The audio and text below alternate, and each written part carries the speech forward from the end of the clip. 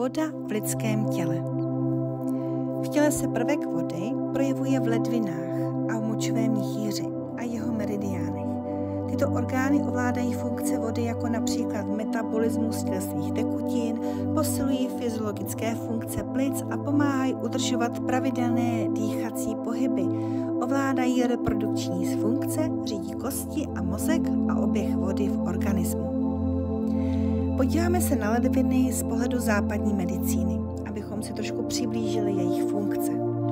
Ledviny jsou párovým orgánem, jsou umístěny na obou stranách bederní páteře v horní části dutiny břišní. Levá ledvina bývá o něco výš než ta pravá. Ledviny jsou chráněny žebry a páteřními svaly. Levou ledvinu obklopuje slinivka, část tenkého střeva a část tlustého střeva. Nad pravou ledvinou jsou umístěna játra. Hlavní činností ledvin je filtrace krve a produkování moči, která odstraňuje nežádoucí látky z těla. Krev očištěná v ledvinách se vrací do oběhu ledvinovými žílami. Další důležitou funkcí ledvin je regulace a udržování stálé hladiny vody a solí v těle a správné kyselosti tělesných tekutin. Ledviny váží přibližně 1% celkové tělesné hmotnosti, ale protéká jimi 20% krve pumpované srdcem. Denně zpracují přibližně 180 litrů krve, ale z těla se v podobě moči vyloučí méně než 1%, asi tak 1,5 litru. Pokud je tento orgán oslaben, pak se tento jev může projevovat jako vyšší krevní tlak, zánět kloubů, vypadávání vlasů, otékání víček a kotníků a usazování písku a ledvinové kameny.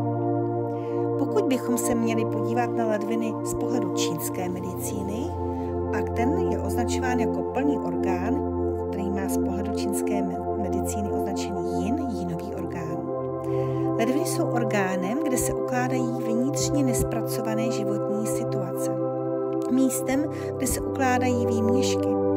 Ledviny ovlivňují vlasy a působí na kosti. Podle čínské medicíny ledviny uchovávají podstatu, tedy energetický základ jedince. Už jsme si o tom povídali.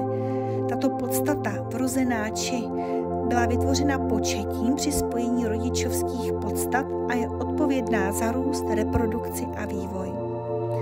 Podstata vytká morek, který naopak produkuje kostní dřeň a plní míchu a mozek. Disharmonie této podstaty zahrnuje neplodnost, sklon k potratům, degeneraci kostí, výpadky paměti a nedostatečnou imunitu. Z podstaty vyplývá, že ledviny produkují prvopočáteční energii. Ta působí jako katalyzátor na veškerou tělesnou aktivitu a je to jeden z důvodů, proč jsou ledviny nazývány kořenem jinu a jangu. Další velká úloha ledvin je ovládat vodu, tedy oddělovat přemíru tělesných tekutin a odpadních látek z krve.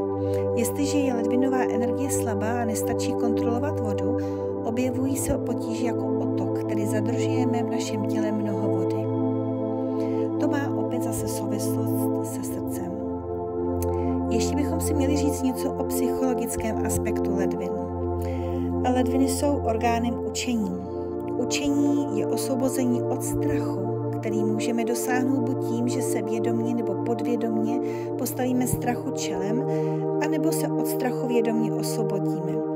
Pokud se skutečně nebudeme bát toho, čeho jsme se báli dříve, pak jsme se od strachu osvobodili. A toto osvobození nám dává pouze moudrost, kterou jsme získali za pomocí svých zkušeností. A tyto zkušenosti nám pomáhají k tomu, abychom začali už konečně chápat život. Ledviny se nacházejí v oblasti zad, tedy v oblasti energie vůle.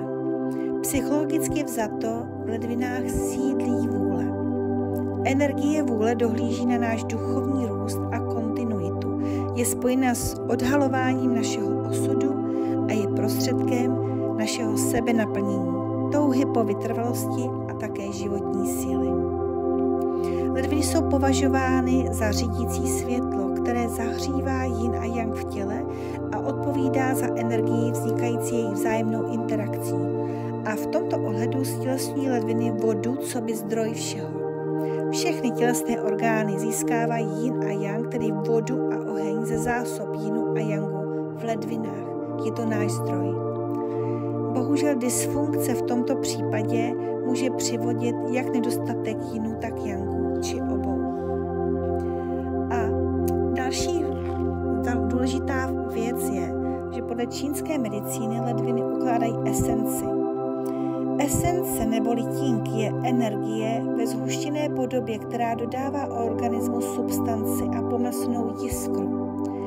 Vzniká v ledvinách kombinací vrozených faktorů, třeba DNA, a přetvořených esencích také z potravy a ze vzduchu, který dýcháme. Zaujímá pozici jednoho ze 3 pokladů Tao a lze ji chápat jako fyzickou podobu vůle k životu. Esence ovládá celkovou vitalitu a její síla určuje délku života každého z nás. Počítají se do ní nejen dědičné charakteristiky, jako je karma nebo geny, které řídí také tělesný a sexuální vývoj. I výkon vytváří a spouští sekreci pohlavních tekutin, probouzí sexuální chtíč a celkově má v područí sexuální funkce. Pokud se esence v ledvinách neukládá správně, mohou se u dítěte pak objevit vrozené poruchy, mentální retardace nebo celkově zpomalený vývoj. V pozdějším věku vyvolává nerovnováha ledvin potíže v sexuální oblasti a negativně ovlivňuje spoustu dalších tělesných funkcí. Další funkcí ledvin je, že vládnou kostem a zubům. Jejich síla, pevnost a růst tudíž zrcadlí míru energie ledvin v těle. Deformované, slabé kosti nebo kazící se zuby nám dávají jasně najevo, že se ledviny nenachází v rovnováze. Dále se ledviny projevují ve vlasech a vyústí v uších.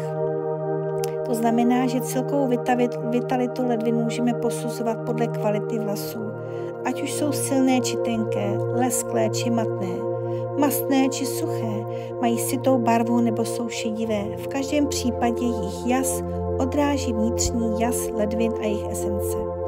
V zimním období proto, pokud jsou tyto ledviny namáhané už přirozeným způsobem vlastně energie na naší planetě, tak ledviny většinou nemáme v dobré kondici. Ledviny, myslím tím vlasy.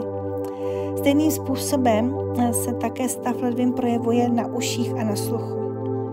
Potíže se sluchem jako hluchota, mutání hlavy nebo zvonění v uších mohou poukazovat také na dysfunkci ledvin.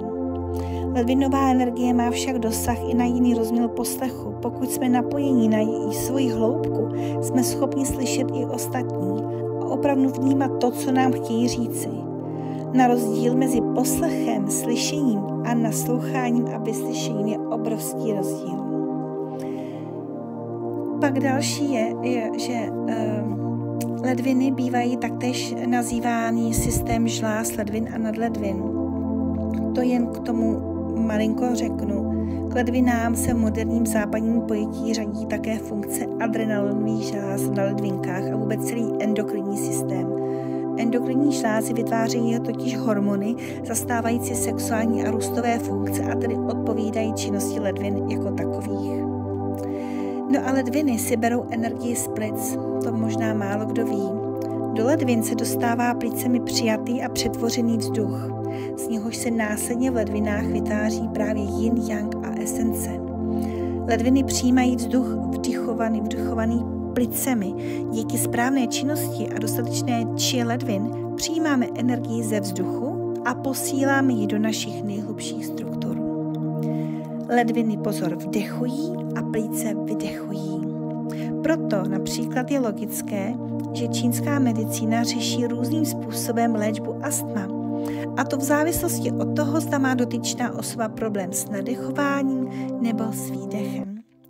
Tedy astma, pokud máme problém s nádechem, tak astma se váže k ledvinám.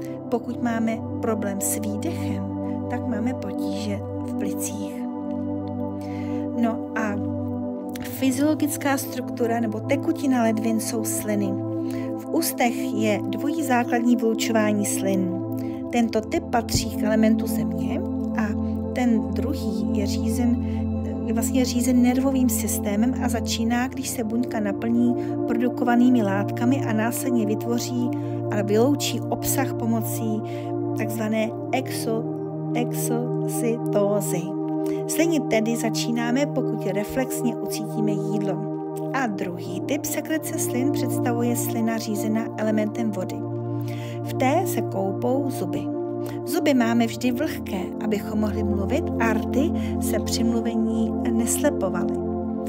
Náruživý řečník se však musí často napít vody, aby neměl pocit sucha v ústech. Nervózní řečníci často ani nemohou užít jazyka, aby jim zvlhčil zuby. A starší osoby s chronickou infekcí třeba močového měchýře nebo ledvin také zažívají suché zuby a využívají jazyka k tomu, aby jim pomohl zlepšit jejich vlhkost. Tedy oba tyto mechanismy jsou důležité pro udržení normálních fyziologických podmínek v ústní dutině a také pro procesy trávení a ochrany ústní sliznice. A ještě si řekneme malinko o močovém měchýři. Močový měchýř je vlastně napojen přímo na ledvinový systém a je to takzvaný jeho pomocník. Co se týče ústrojí, víme, že měchýř je součástí močového ústrojí organismu. Pomocí močovodů moč přetéká z ledvin do močového měchýře, odkud se pak odvádí močovou trubicí ven z těla. Močový měchýř je tvořen silnými svalovými vlákny, které zajišťují vypuzení moči v případě potřeby. A jeho stěny jsou zvrásněné a tvoří řasy, které se při naplnění narovnávají. Močový měchýř má schopnost se roztahovat, ale může při přeplnění i prasknout.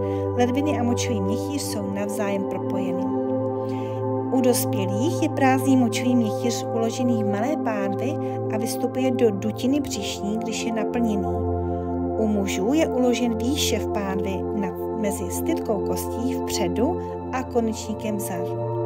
U žen je uložen jinak, je níže v pánvi před pochvou a dělohou za stytkou kostí. A u velmi malých dětí je močový měchýř v dutině břišní, i když je prázdný. A co se týče psychologie, v močovém měchýři se ukládají generačně nevyřčené a tím nevyřešené staré křivdy. Močový měchýř je umístěn v přední části břicha, tedy v oblasti energie citů. Přes močový měchýř je odváděna hořkost citů. Snížení množství moči ukazuje na to, že člověk nechce dát svobodu hořkosti z nesplněných přání nebo nenaplněných přání. Bojí se udělat bolest druhému, raději tedy trpí.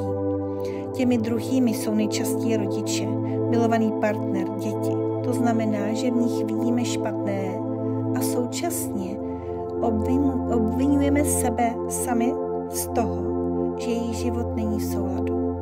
A tento strach nám nedovoluje mluvit, což se energeticky projevuje v 5. čakře, která je spojena s kosmickou energií, související s 2. čakrou, kam spadá energeticky i orgán močového měchýře. Náš sebeklam nám namlouvá, že tímto způsobem chráníme osoby nám nejbližší, ale tato hořkost zapříčiňuje jed ve formě moči nevyloučené z těla. No a příznaky onemocnění v elementu vody. Když nám tělesná teplota stoupne o 1 či 2 stupně, víme, že máme horečku, ale pokud nám naopak teplota klesne, naše tělo je velmi zranitelné. Ve chvíli, kdy nám je zima, naše tělo kondenzuje. Malým dětem začíná téci z nosu a více močí. Mohou mít i záchvaty kýchání.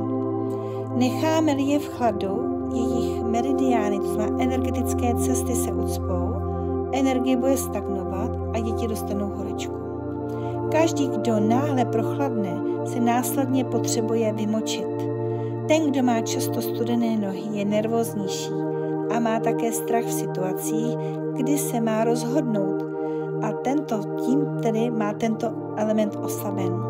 Slabost ledvin nebo močového měchýře se může projevovat jako pálící, potící se nebo bolavé plosky nohou. Všechny slabosti v chodidle a kotníku jsou slabostí močového měchýře a ledvin. Chodidla jsou spojena se všemi tělesnými orgány. Ledviny a močový měchýř naleznete na malíku chodidla a meridian ledvin dále totiž vede středem chodidla. Tření Ochlazením těchto míst zahřejete meridián těchto orgánů a můžete tak snížit teplotu při prochlazení. A bolest kolena na vnitřní straně souvisí rovněž s meridiánem ledvin. Tekutiny jsou i součástí sluchu, jež je kontrolován elementem vody. A pokud má dítě velkou chuť na slané, nebo i my samozřejmě, potvrzuje tím disharmonii elementu vody. Při potížích s močovým měchýřem nebo ledvinami je pach moči velmi silný. Už jen náznak čpavku nebo hniloby je signálem disharmonie vody. A dalším vodítkem může být zvolení barevnosti, například oblečení. Povlečení na posteli, na závěsech. Pokud bude převládat ve výběru modrá barva, tak je to energie barvy vody, která výrazně doplní disharmonii tohoto elementu. No a jak se projevuje nerovnováha? Všechny možnosti nerovnováhy přináší například tyto symptomy. Takže mohou být bolesti v dolní části zad a v kolenech. Vše, co vám budu povídat, se nyní váže k ledvinám a k močovému měchýři. Dále malé množství tmavé moči, zarudlý jazyk. Hlavně v zadní části jazyka po vyplazení, vlastně v té zadní části, buď jsou otoky, nebo je tam jakoby bílý povlak, nebo až žlutý povlak a tak dále.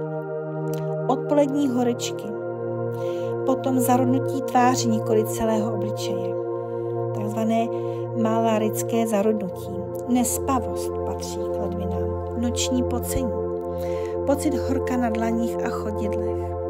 Dále sem také spadá neplodnost, předčasná ejakulace, úzkost, bušení srdce, předčasné zešedivění vlasů, střídání stavy neposednosti a únavy, neschopnost nalézt klid, ale také neustálá napjatost, nervozita, neklid, neschopnost uvolnit se. Ledviny trpí, pokud v létě nebo v zimě pijeme chlazené nápoje, nebo pokud si v zimě nezakrýváme čepicí uši. Uši jsou s ledvinami propojené a samotný sluch velmi závisí od energie ledvin. Není náhoda, že se uši anatomicky podobají ledvinám. Chlad se v těle dokáže ukládat dlouhé roky a postupně nenápadně se přeměňuje na chronické stavy. Chlad tak oslabí systém a výsledkem mohou být neustále studené ruce, nohy, podbřišek, záda. Menstruační křeče jsou taktéž kromě jiného velmi často výsledkem chladu v těle, hlavně v podbřišku a v meridiánech související s dělovou. Ledviny jsou nabité baterie, které jsme dostali darem. Způsob a rychlost jejich vybíjení a spotřeby závisí od toho, jak se k vlastnímu životu postavíme.